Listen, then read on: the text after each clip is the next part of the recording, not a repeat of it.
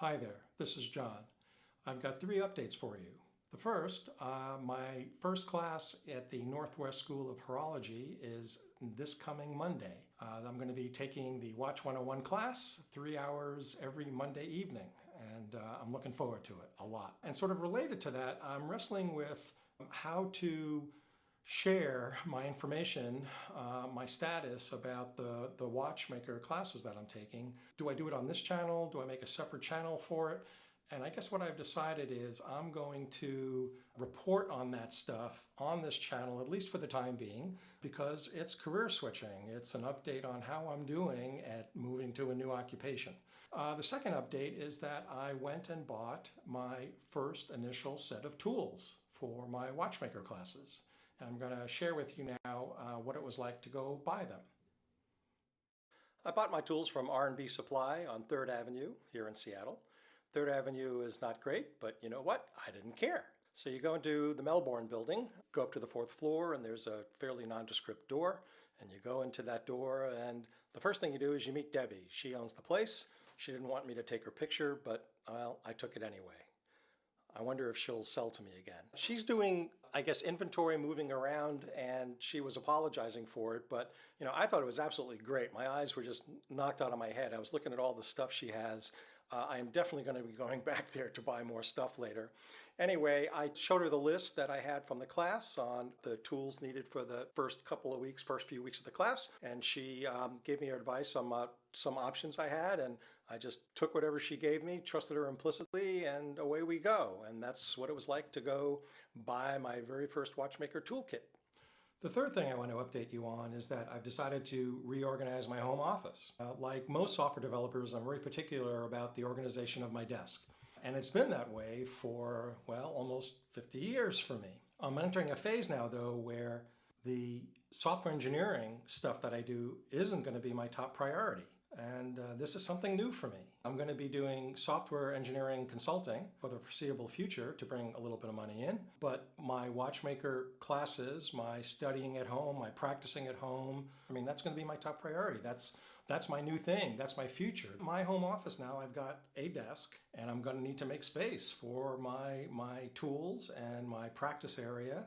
And at first, I'm going to be sharing the desk between the developer work that I do and the watch stuff. But at some point, the watch stuff is going to take over completely.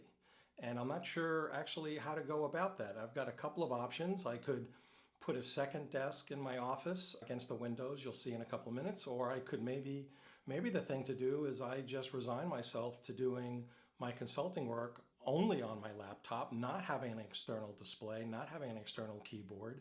And that's just life in the big city. And I'll do my software development work at the dining room table or in the living room, and I just have my 15-inch, MacBook Pro screen, and maybe that's what I'll do. This is a big change for me. I know it sounds probably trivial to you, but this is becoming real.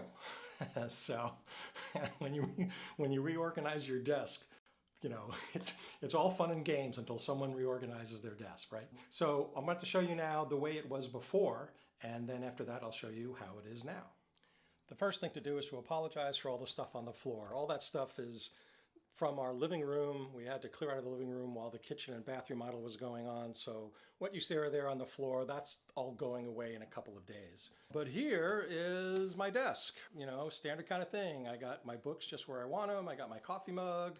I got my MacBook Pro to the left of my monitor at just the right height, just the right angle. It's a 5K display, ring light for when I'm doing Zoom conferencing. I have a very nice mic that I use for my video conferencing. All great, and I'm going to be tearing all this up. I'm going to make the left side of the desk the software engineering stuff, and I think I'm going to have to get the external display out of there and just have the laptop, in which case, why even bother having it on the desk? I'm going to have to see how that goes.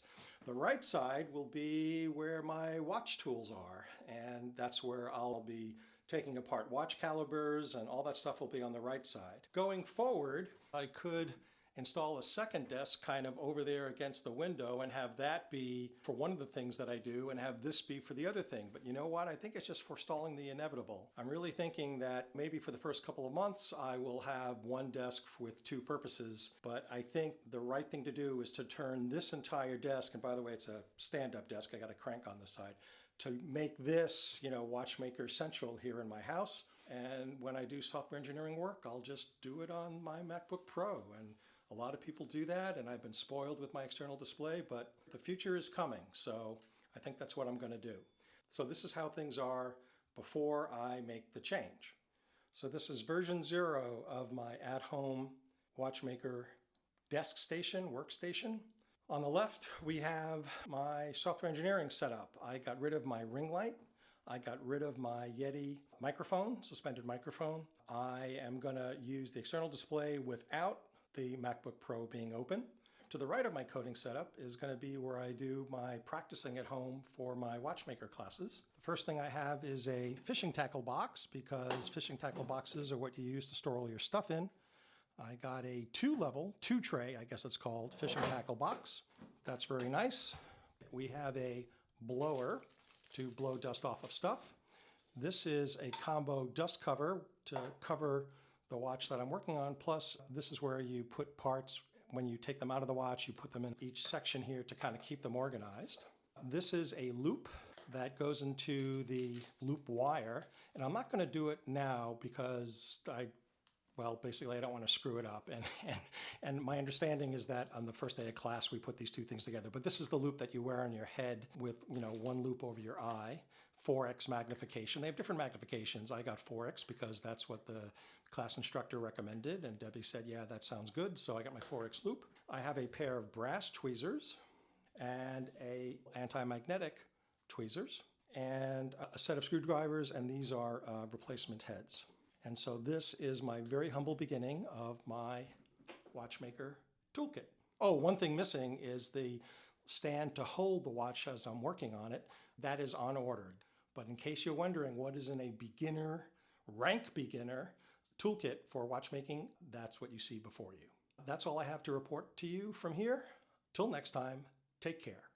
Thank you for watching. If you like the video, please click the like button. If you want to subscribe to the channel, please click the button in the lower right corner of your screen.